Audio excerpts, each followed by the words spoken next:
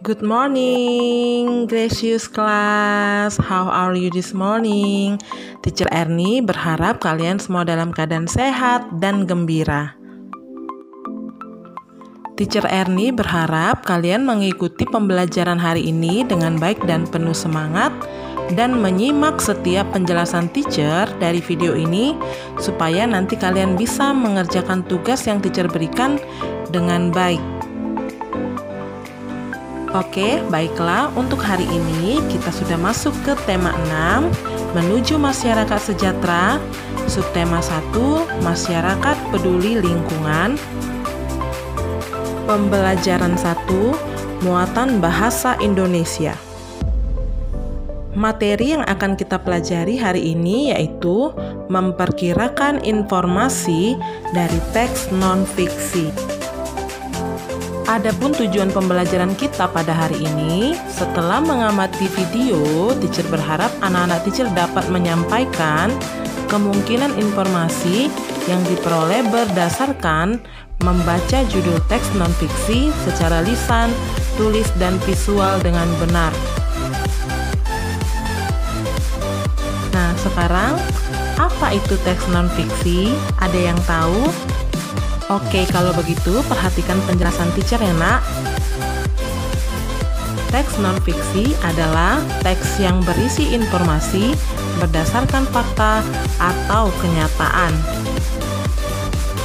Nah, selanjutnya kita akan melihat contoh teks non-fiksi, yaitu yang pertama, ada buku kesehatan. Buku kesehatan adalah buku yang di dalamnya berisi mengenai kesehatan.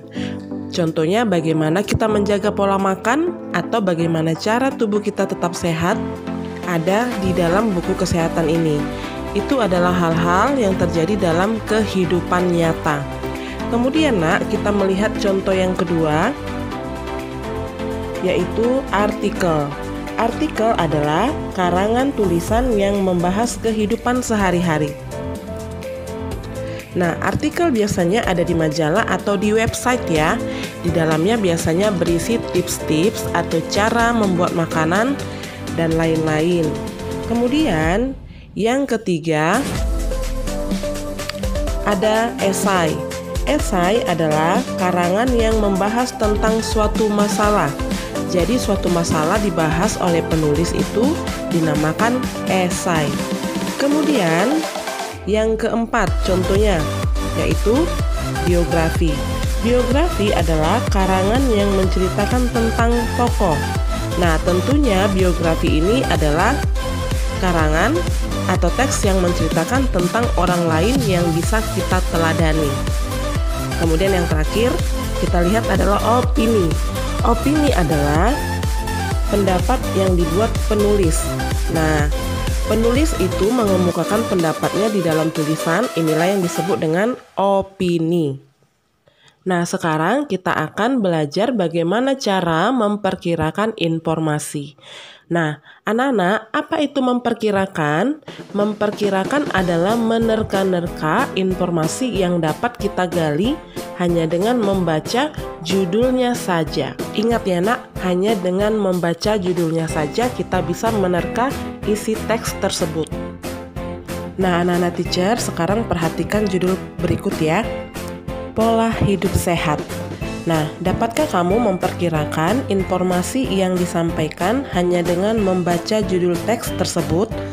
Berdasarkan judul di atas, kita dapat memperkirakan informasi seperti definisi pola hidup sehat, kemudian manfaat pola hidup sehat, dan macam-macam pola hidup sehat.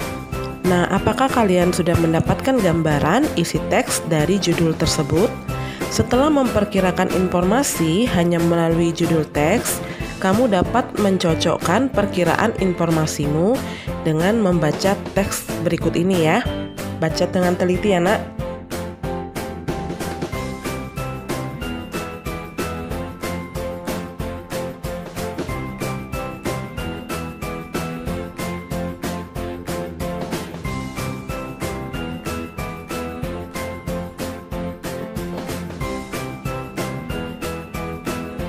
Nah, anak-anak teacher, sekarang silakan ambil buku latihanmu.